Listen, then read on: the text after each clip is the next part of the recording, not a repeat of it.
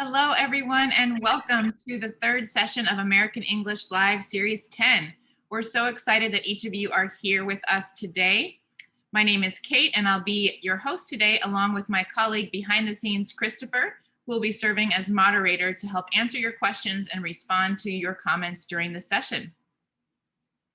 Let's begin with these wonderful comments from participants.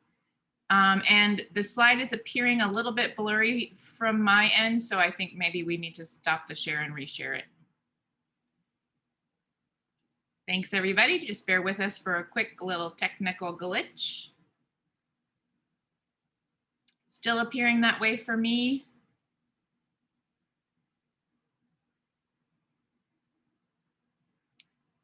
Please feel free to let us know how it's appearing, so I think maybe stop and reshare. It's clear? Okay. All right, we will go ahead and begin with these great comments from our last session.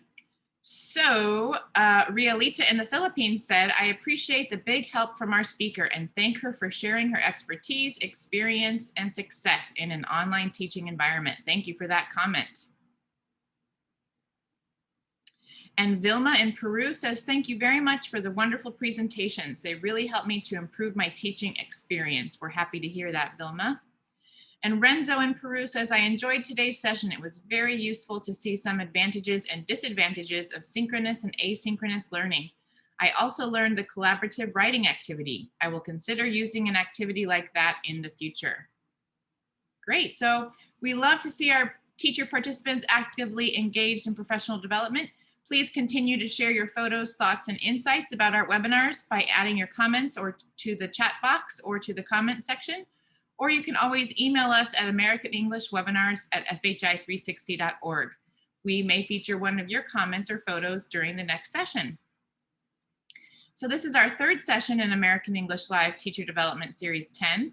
Throughout the series, we have been exploring sessions related to making the transition to online or hybrid classrooms. We hope that you're able to use the practical ideas we share. Have you had a favorite session so far, or are you excited for one that's coming up? Please let us know in the chat box. And so here's what to expect today. Each session is about 60 minutes long. And during this series, we're focusing on, as I mentioned, strategies for online or hybrid teaching. As many of us have had to make that switch this year. The presenter will present the material, and I, as your host, will ask questions and make comments as well. But we really hope to hear from you, our audience, so that we can address your ideas and experiences. Please do share your thoughts using the comments feature or chat box. Our presenters may suggest options for materials or tools during today's session or other sessions. We want you to know that the U.S. Department of State's Office of English Language Programs does not necessarily promote or recommend these resources, though we do hope you get some wonderful ideas today. When our session comes to a close in about an hour, you'll have an opportunity to receive a digital badge for your participation. At the end of the session, we'll share a link. Click on that and complete a short quiz about today's session. You must answer 2 out of 3 multiple choice questions correctly. And once you've successfully done so, you can expect to get your badge via email within about a week. The Online Professional English Network program has 3 open and free Massive Open online courses available for teachers and learners like you. Visit openenglishprograms.org/MOOC for information on and how to enroll in English for Journalism, English for Business and Entrepreneurship, or English for Media Literacy. Take any or all 3 of these great MOOCs or share them with your students to take as well. And now for today's session, tips and activities for creating a communicative EFL classroom using online meeting software. In this webinar, we will examine several communicative EFL activities for instructional sessions conducted via video-based online meeting software.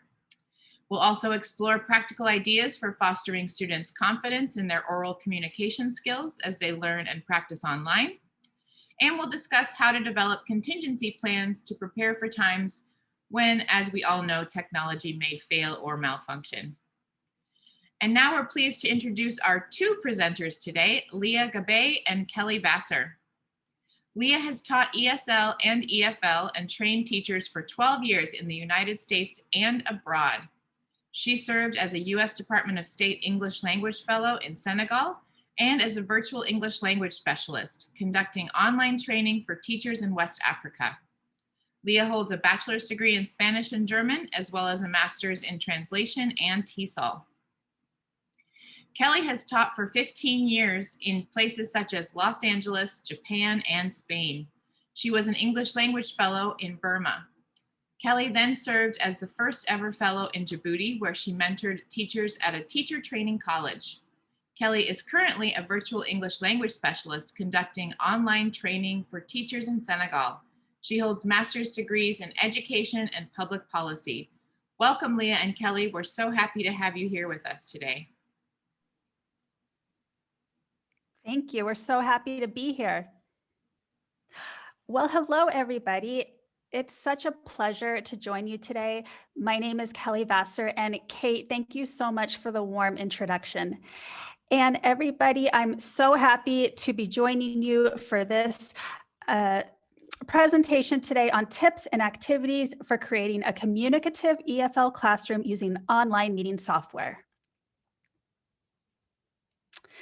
So for today's schedule, we do have several things we're going to be going over. We're going to first have an introduction to what online meeting software, otherwise known as OMS, are, and we're going to talk about what communicative classrooms are, just for a quick review. Then we will have a warm-up, and then we'll talk about benefits and challenges of using OMS, online meeting software, for communicative classrooms. Next, we will go into strategies for creating a successful communicative virtual classroom. And then my colleague Leah is going to go over guided practice with all of you and talk about communicative activities you can do with your students, followed by adaptations you can make for your students, contingency plans in the event that technology fails, and then we'll do final reflections. So the goals of today's webinar are several. The first is to learn what exactly are OMS, online meeting software. Secondly, we want to speak about why using OMS and technology in general is very useful in teaching English, especially right now. And then we're going to discuss how to use OMS with your communicative teaching. All right, so let's just dive into the introduction, which is online meeting software and communicative classrooms. So to begin, let's discuss what are online meeting software, because this may be new to some of us, because it's really just very recently that teachers are starting to recognize, hey, I may need to start going virtual and teaching a lot of my classes online. So online meeting software are tools used for conducting classes on the internet. It's easy as that. OMS can be installed on your smartphone, laptop, or computer, so they can be very versatile.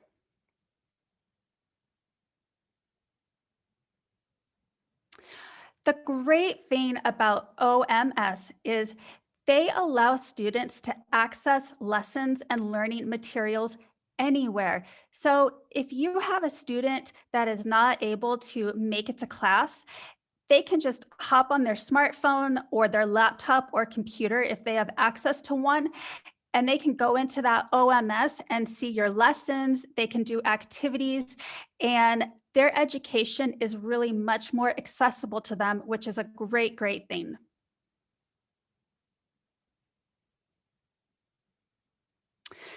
And lastly, OMS allows students to study English while becoming proficient in useful technology. And this is fantastic because not only will our students be getting a great education in English, but they will also be building their skills in using different types of technology. And that is fantastic. And that's going to be a lot of fun and motivational for students as well.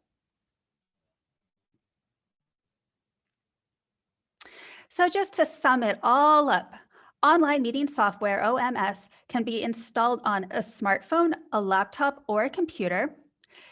They allow students to access lessons and learning materials wherever they are, and they allow students to study English while also becoming proficient in new technology. So I would love to hear from all of you. Have you guys used any OMS? And if so, could you please share which ones? Yeah, we'd love to hear from you, everyone. Let us know what online meeting software platforms you have used. Let's see, we're seeing a lot of people saying Zoom, also Skype, Google Classroom, Teams, WebEx from Doina, WeChat from Jing. Great. Google Meet from Yu Kyung and from Hazel as well. Skype, WhatsApp. Melody says Google Meet. David says Teams. Zoom, a lot of people saying Zoom. Teams. Chaoxing, I haven't heard of that one, but that sounds cool. Padlet from Haiyang, which I think is not quite a meeting software, but is a great tool. Collaborate from Wanting Wang and Tengshung Meeting. Wow, sounds cool. Thanks for sharing all of these great ideas, everybody. Absolutely. Thank you all so much for sharing the different types of OMS and online platforms that you've used. And it's really great that I've used a lot of the same ones, and we as teachers can talk about and share ideas about how we use these OMS and how it's going in our classroom. All right, so now that we've gone over what exactly OMS are, let's talk about what is a communicative EFL classroom. And a communicative classroom is communicative language teaching that makes use of real life situations that require communication. The teacher sets up situations that students encounter in real life, and students communicate about these topics. So it's really quite easy. Us as the teachers, we just choose any sort of real life topic that is important to our students or to the world around us, and we can create activities giving our students the opportunity to discuss these real world topics. So, what could a communicative lesson look like? Well, if we look on the left, we see students can practice giving directions to their neighborhood market by using prepositions and adjectives. So maybe two students would be together talking, and one student would say, "Hey, how do I get to the local market?"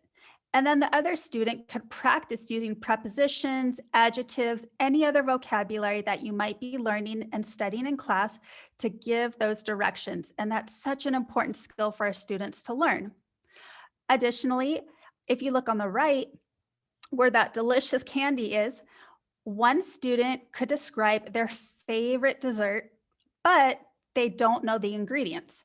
So with a partner in class, they can discuss the flavors of the dessert to determine the ingredients. And even though these are relatively simple topics, there's still very real world events that our students might come across and need to use English for in the future.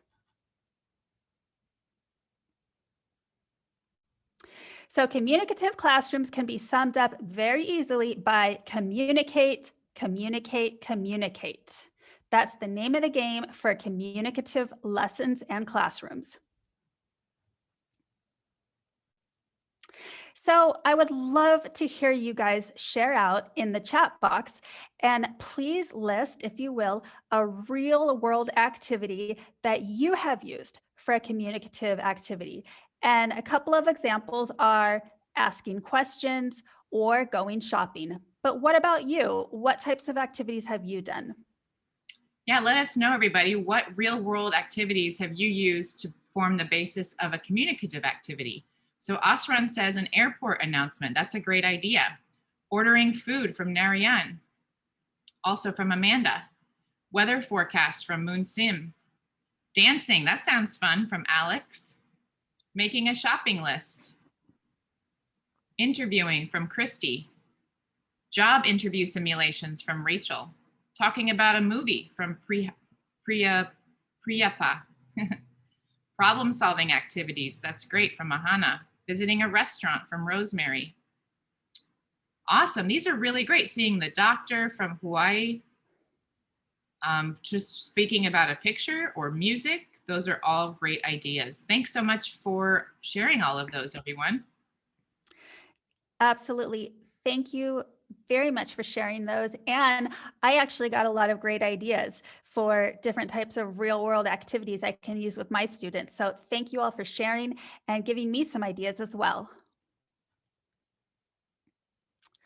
All right. So we've talked about OMS, we've talked about communicative classrooms. So what would a virtual communicative classroom look like? And that's basically just a communicative classroom that is done on an OMS. And that's what makes it virtual.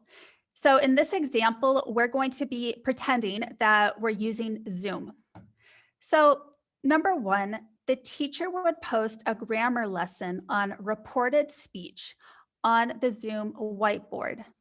And while all the students are seeing the whiteboard on Zoom, the teacher will review the grammar lesson virtually.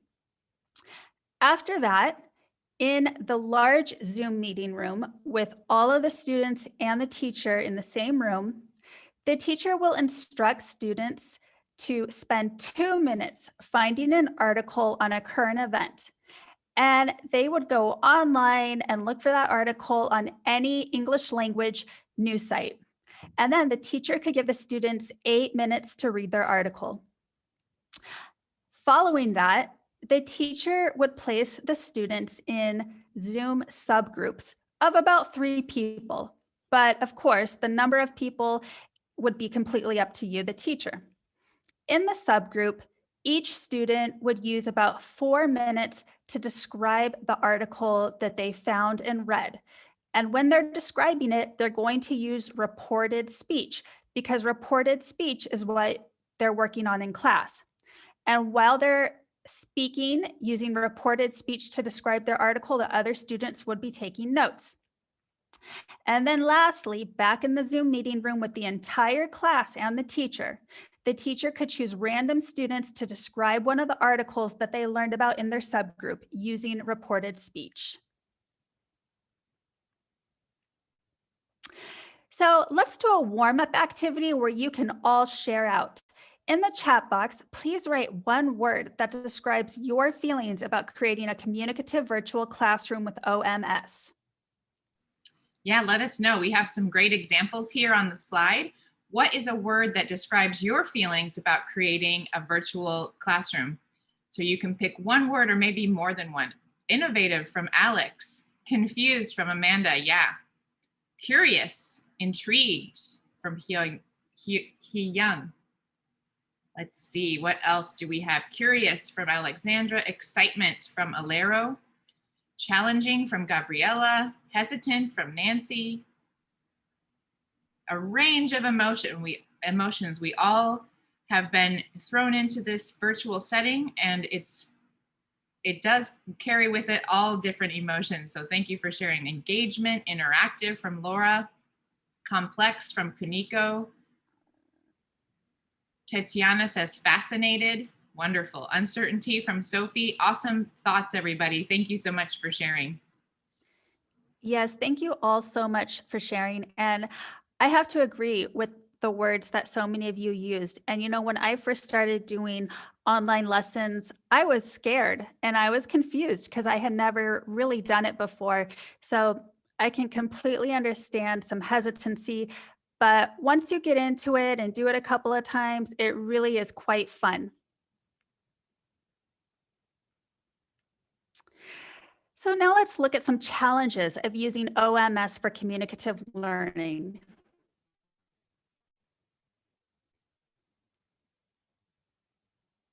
The first challenge is internet connectivity. Some students may have a poor connection or simply inconsistent internet connection. And of course, when we're doing virtual learning, this can really be a challenge. The next challenge is digital literacy. And this simply means what you know and what you don't know. And some students may not be knowledgeable or literate in how to use certain technology and apps. And that can be a challenge if they're doing virtual learning and if they don't know how to use technology or certain apps or programs.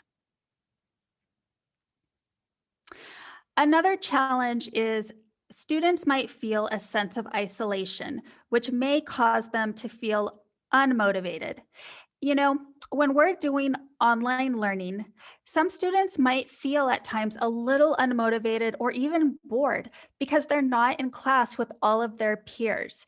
Rather, they're online at home and they might be alone. So, this could really create a sense of isolation, unfortunately.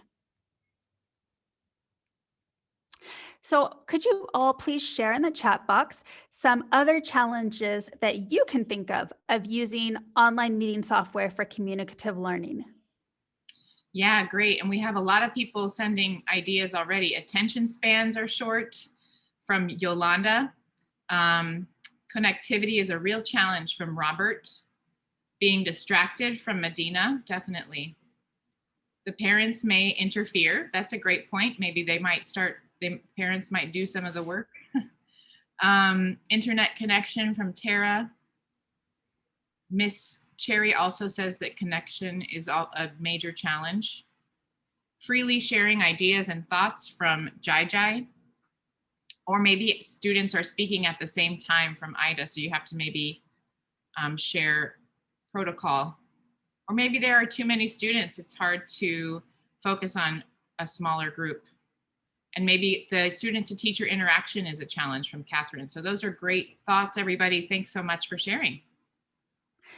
Yes, I have to agree. Thank you all so much for sharing. And I have to agree with one of the comments somebody made. I have had parents and grandparents sit in on some of my students' Zoom classes with me. And I understand parents and grandparents, they get excited and they want to see what's going on, but that can be a distraction.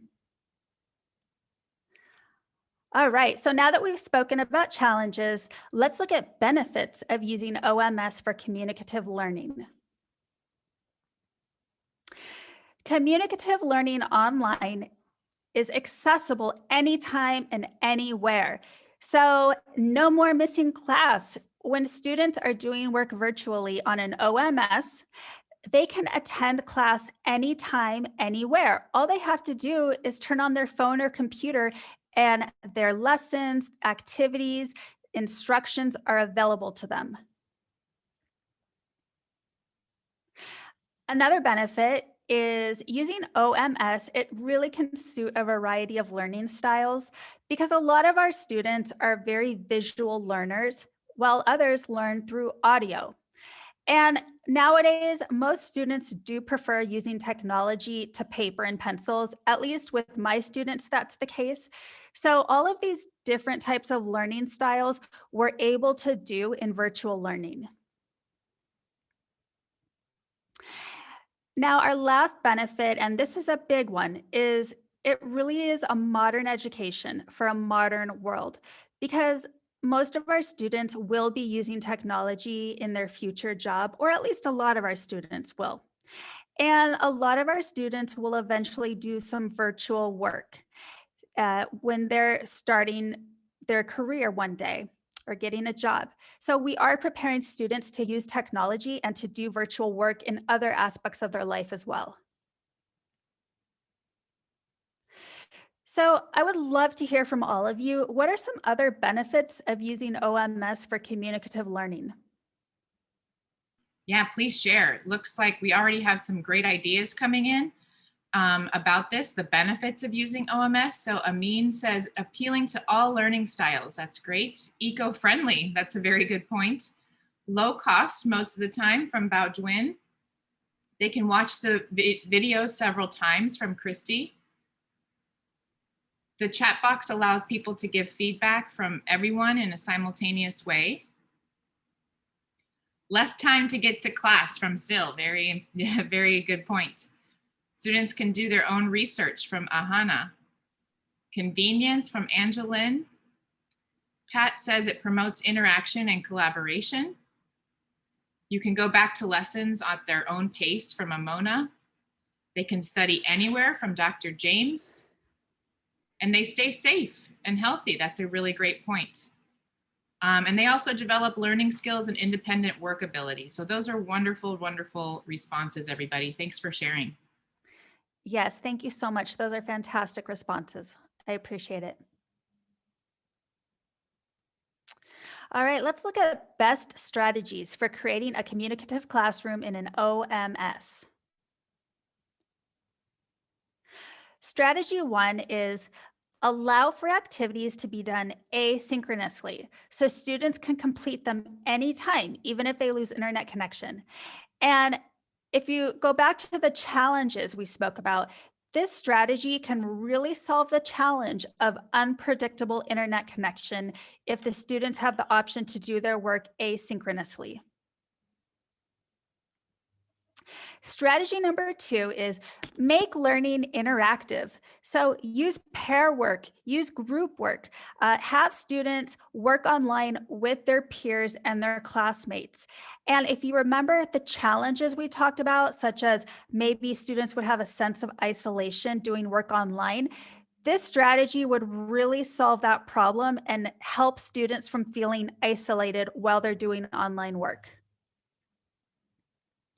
Strategy 3, use physical movement. Yes, even though you're doing online learning, use physical movement because kinesthetic learners will really benefit from this, and it will help students be active even though they're just sitting perhaps at home on their computer or smartphone.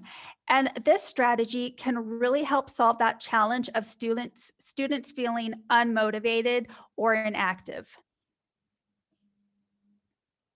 And strategy 4, I believe our last strategy, is require students to use their camera and microphone in activities. Because not all online activities will require the camera and microphone, but we really recommend you have students use them. This is going to generate a lot of interest and excitement amongst your students, and it can really help build students' digital literacy skills and help students to feel excited seeing their peers. So this can solve some of those challenges we spoke about earlier of students maybe not having high digital literacy skills. This will help solve that problem, and it can help mitigate that sense of isolation. So can you please share and tell us about your experience using any of these strategies or others in virtual communicative practice? Yeah, please let us know what strategies you have used, these ones that Kelly shared or others. So let's see. Inspiring students, great. Allowing students to research things or search them in Google or another search engine. Using WebEx. Strategy 3, online games, great. Environment, let's see, my kids love dancing from Susanna, so it sounds like she uses movement. Peer work online, helping students to become engaged. A lot of games from Sue.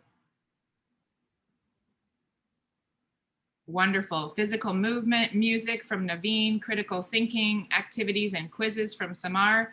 Awesome. Thank you, everybody, for sharing these great ideas.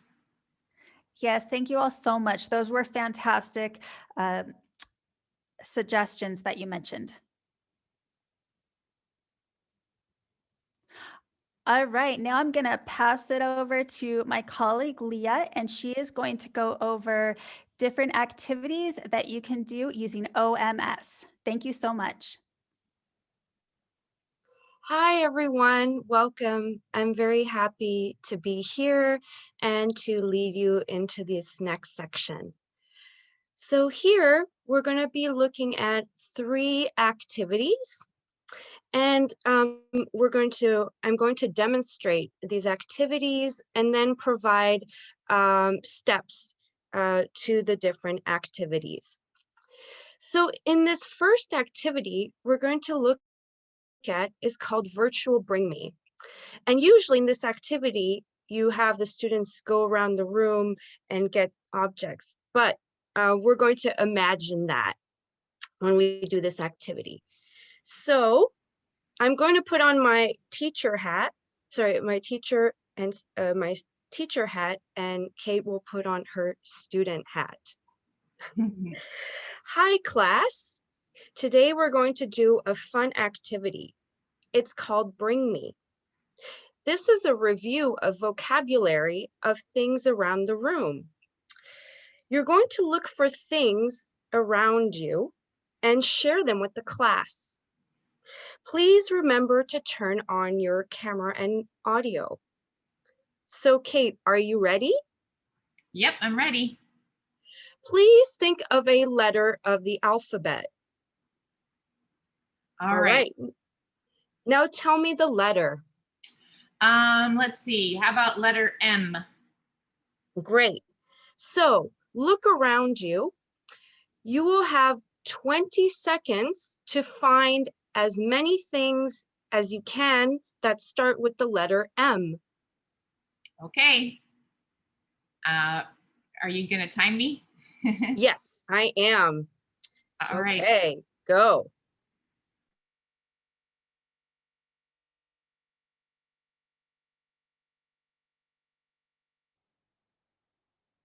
Ten seconds left.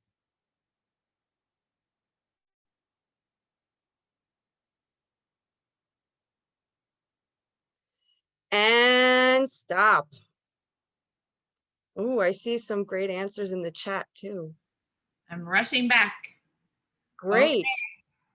I have found a mug. Ooh. A couple of magnets. One nice. from Belgrade, if anyone's joining from Belgrade. And I have found some money. Some coins. Fantastic. Wow, great. Thank you for that, Kate. Good job. All right.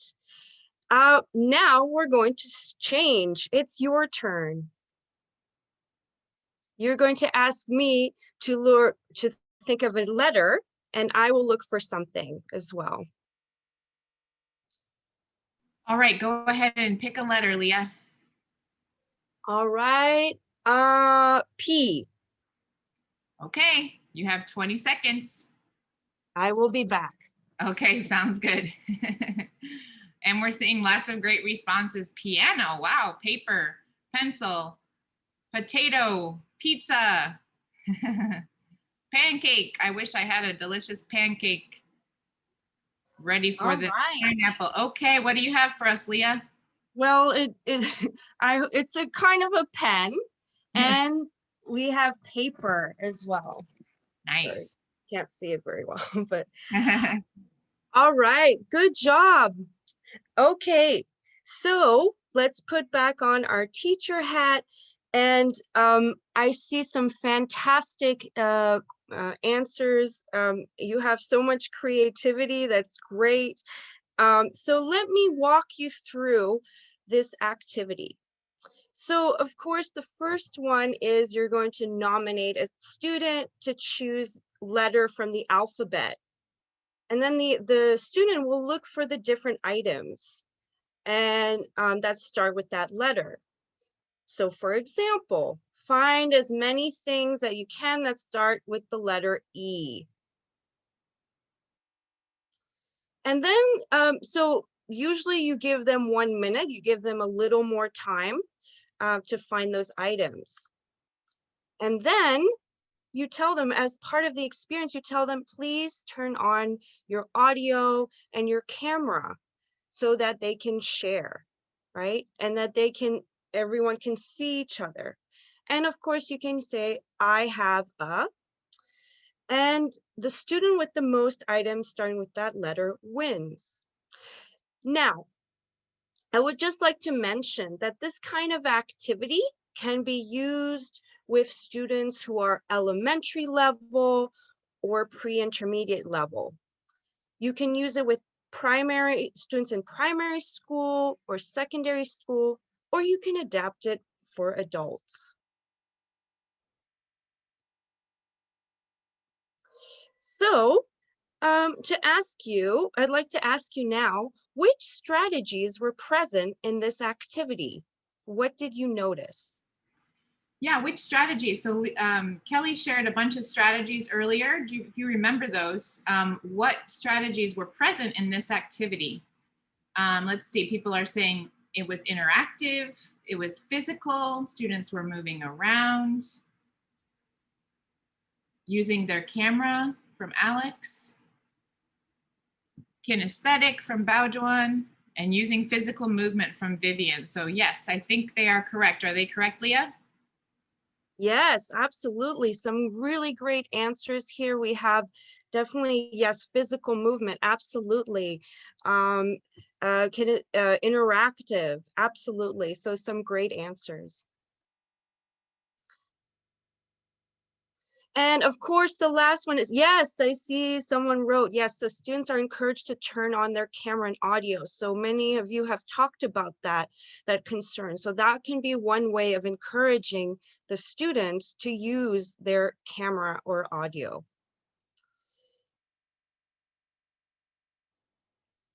And now we're going to move to the next activity. It's called virtual gift activity. And again, we're going to put on so I'm going to put on my teacher hat and Kate is going to put on her student hat. So hi class, we're going to do a fun activity today and we're going to review the articles the and a. And this is also a chance for you to share with the class your gift. So please turn on your cameras and audio. Before we start, let's check the meaning of gift. Kate, what does gift mean? I would say a gift is something that you give to a person or that you receive from a person. Usually it's a physical object. Absolutely, absolutely, definitely. Yes, well done. And whom do you give the gift to, usually? Usually you give it to someone you care about. It might be your child or your children, or it might be a parent or a partner or a friend. Absolutely. Partner, friends, family, yes, siblings, absolutely. So today we're not going to give real gifts. We're going to give more, we're going to imagine, we're going to use our hands to give a gift and imagine giving it to a classmate. I'll give you an example. If I do this, what kind of item or what kind of thing is it? It's hard to tell with the virtual background, but since I have the answer here, I think you are bouncing a ball. Is that right? So it's That probably is a correct. ball. I am bouncing a ball. Thank you very much. Very good. So I'm going to give a gift to you and you're going to receive the gift. Okay. Are you ready? All right. And before we do that, we're also going to look at an example of what we're going to say. All right. So I'm going to say, here, this is for you, Kate. It's a seashell. Thank you for the seashell, Leah. Great job. Let's do another one. Here, this is for you. It's a ring. Sorry, here, this is for you, Kate. It's a ring. Wow, cool. Thank you for the ring, Leah. Now it's your turn. Let's see.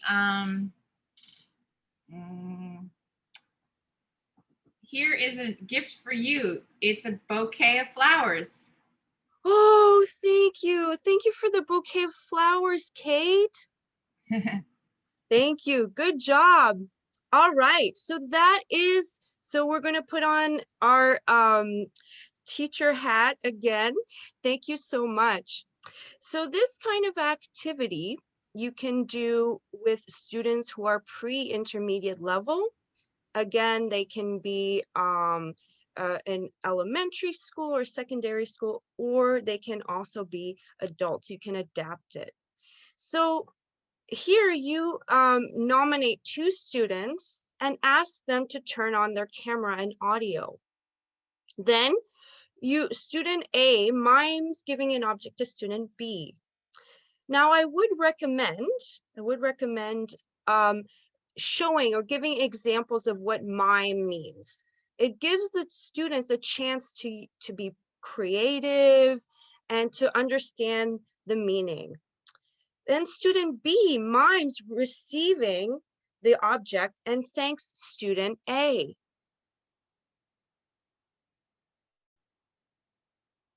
So for example, like the example we showed, student A, here, this is for you. So again, you're miming you're using your hands. It's a seashell.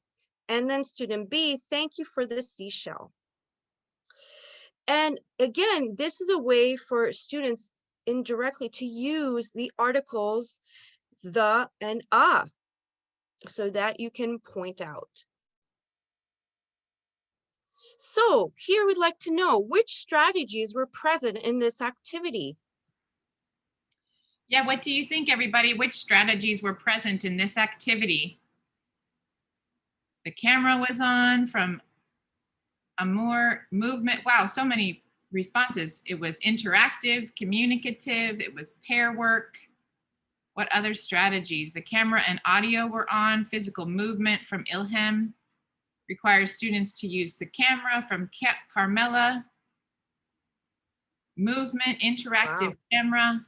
Wow, so many awesome responses. Are they correct, Leah? Yes, yes, all of you are very much correct. Yes, you've all noticed the use of the camera and the audio.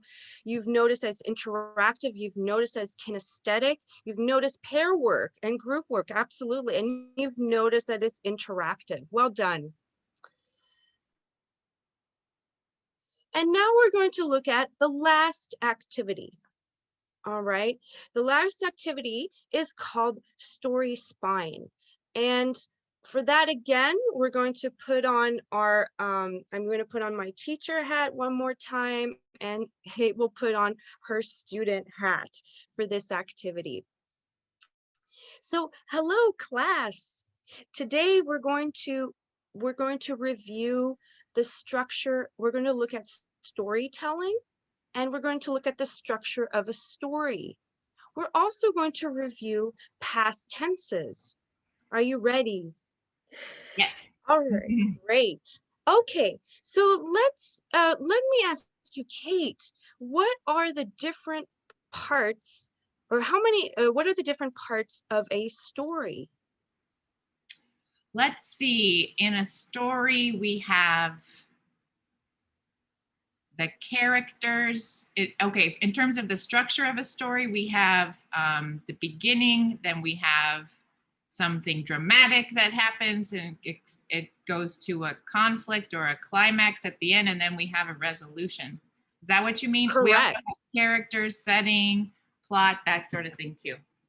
Absolutely, yes. And part of those, exactly. And you've said it correctly. So we have the beginning, the middle, and the end. And part of those you include, yes, the characters and the plot. Absolutely. And do you remember how do we start a story usually? We can start it many ways, but a lot of times we start a story with something like "Once upon a time." Correct. Yes, absolutely. Yes. So that is a time expression that you can use. I also see some people write long ago. That also works. So let's briefly review the table of time expressions when we tell a story. Right, so we have here, you see the beginning, we have once upon a time, then we have every day, but one day, because of that, because of that, because of that, until finally, and then, and ever since then. So we're going to be looking at the structure of the story and use these time expressions to tell a story. All right, so I'm going to start, and then you'll continue, Kate, and then I will continue, and then we'll go back and forth. Right? Sounds good. Once upon a time, there was a frog and his name was Happy. Kate, it's your turn with the next sentence. All right. Every day, the frog visited his friend Sunshine the fish. But one day, Happy couldn't find Sunshine. Because of that, Happy decided to go on a search for Sunshine. Because of that, Happy called all of the other frogs to ask if they had seen Sunshine. And because of that, they looked everywhere, day and night. Until finally, Sunshine came back and said, "I'm so sorry that I was gone. I went traveling and brought back gifts. Here." And ever since then, Happy and Sunshine never left each other's sides. Thank you so much. All right, thank you. We're going to put back our teacher hat and look at this example.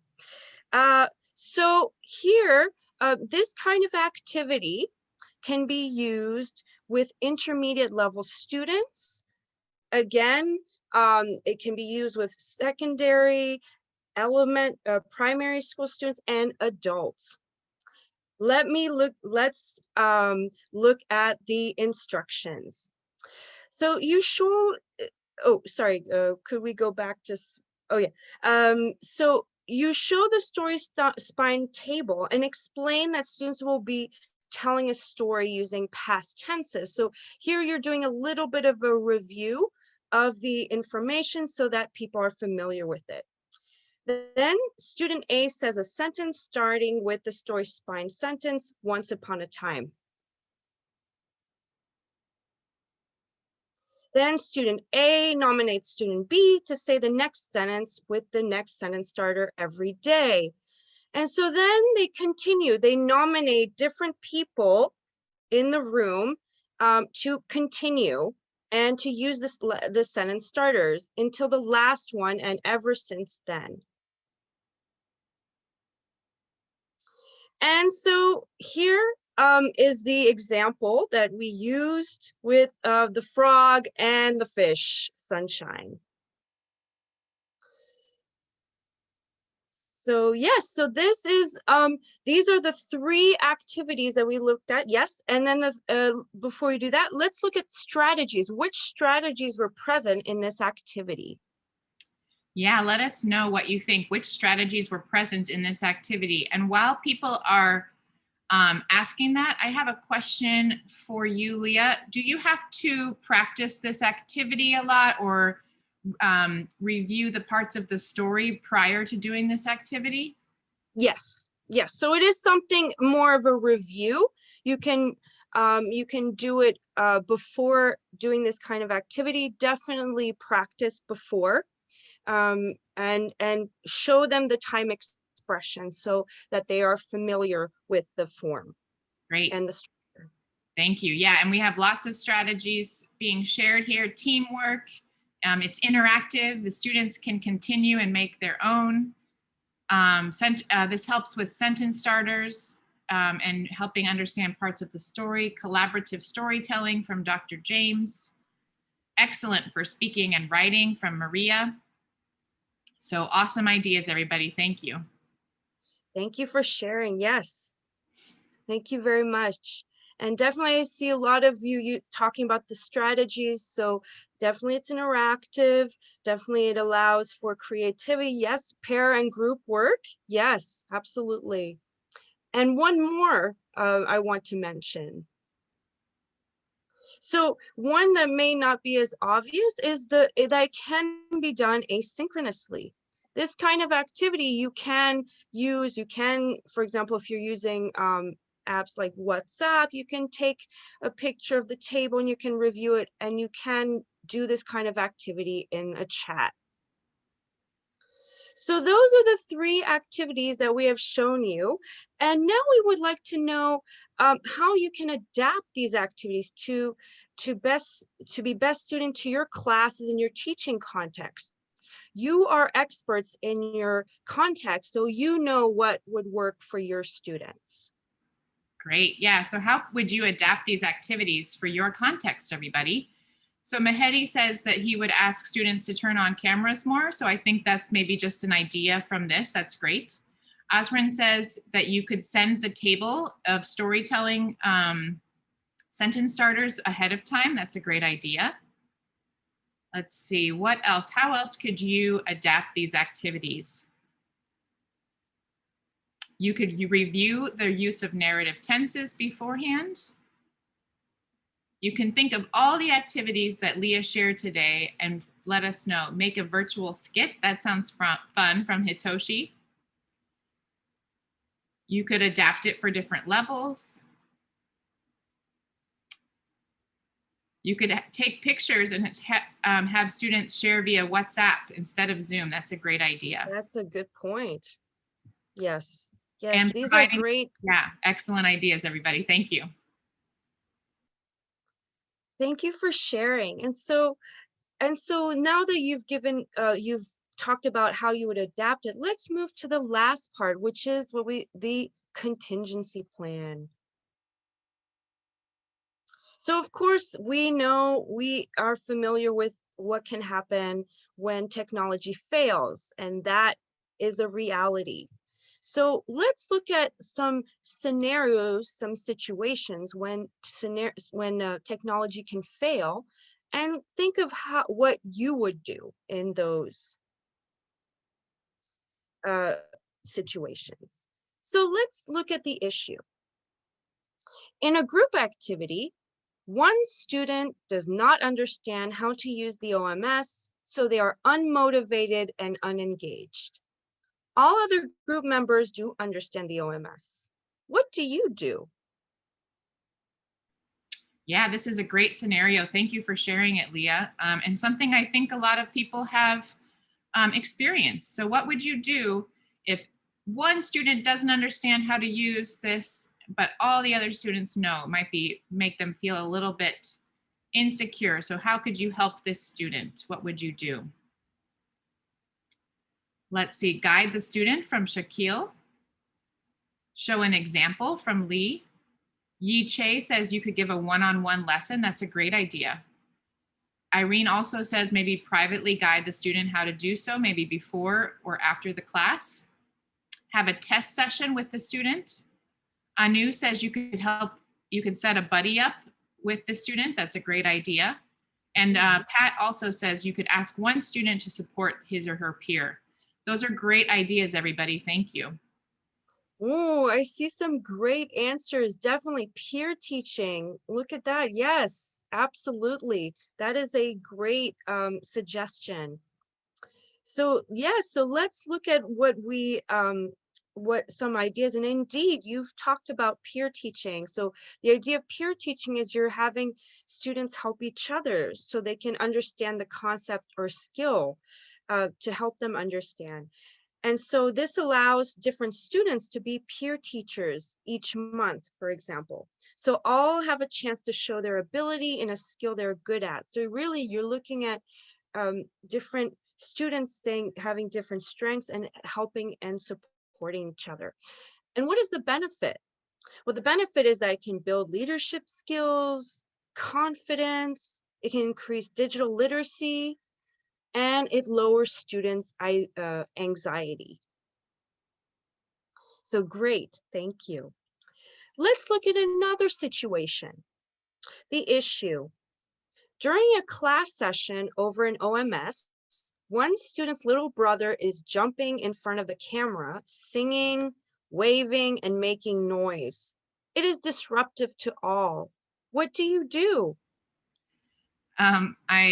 This is a really funny one. I think a lot of people have experienced this type of thing with everything that goes on at home. So what would you do if somebody's little brother was jumping around, singing and waving or making noise, or maybe it's not their little brother, maybe it's their child? Ask students to mute. Good. Set ground rules from Baldwin. Ask the student to put the mic on mute, or maybe even to turn the camera off if there's a distraction occurring. Watch patiently, mute the student yourself, Ask the student to turn off his or her mic or camera from Alexandra. Say hello to him and ask him to introduce himself. That's kind of cute, Lily. And then you make it into a little bit of a communicative activity. Let it go for a short time and then maybe enforce a rule. Good job, everybody. Thank you for those wonderful responses. Great, thank you. I see a lot of you are thinking mute, definitely, and some are creative. I see some answers where you say, you know, sing, do not, or use a communicative activity. So those are different ways. Absolutely, well done. Here's a suggestion. So reinforce the rules, definitely. So gently remind class that online class is professional class, so there needs to be no disruptions. If the behavior continues, tell students they must exit the session or else be disconnected. Any missed work is their responsibility, after all. Or lastly, gently counsel the student on other places where they can go online for class, maybe the library, maybe outside, if possible. What are the benefits? So personal responsibility or consideration for others. And let's look at a final situation. A student tells you that they are very worried because they cannot afford a phone with data. They cannot access the internet for virtual work. What do you do? All right, what do you think? So if they can't afford the data, that is very difficult. That's a very real situation that many of our students face. What type of thing would you do? So maybe you would share what you would do, ask students to go to a public place, make work available for download. That's a great idea. Maybe ask them to do a different activity. Ask the school to help. That's a great idea. Print materials and maybe mail it to the student. Allow them to do the work asynchronously from Mary. So those are great ideas, everybody. Thank you for sharing. Thank you very much. Yes, definitely important and great suggestions for ways to manage this. Here's a suggestion. So you can have peer groups or offline work. Group students and cohorts. In group, students can contact one another for help and receive the lesson, instructions, or schedule if they don't have internet. So again, you're encouraging group work. Send lesson via offline methods such as text. Via text, you can send documents, instructions, or lessons. Or in some case, someone mentioned, using mail or sending the information. And what are the benefits? Collaborative skills, creative solution finding, and more access to education. So again, you're making it accessible to everyone. So thank you all for all of your great suggestions. And so to finish this session, I'd like to briefly summarize. So we can see that there are different ways of using OMS. You can use it definitely to create a communicative classroom. You can create opportunities for students to become more confident speakers, more proficient, more connected to other peers. We know that challenges are real. We know that it's hard to have internet connection. We know that digital literacy is also a concern, but now you have different strategies that can help you to create a more communicative EFL classroom. You now know that you can use more kinesthetic,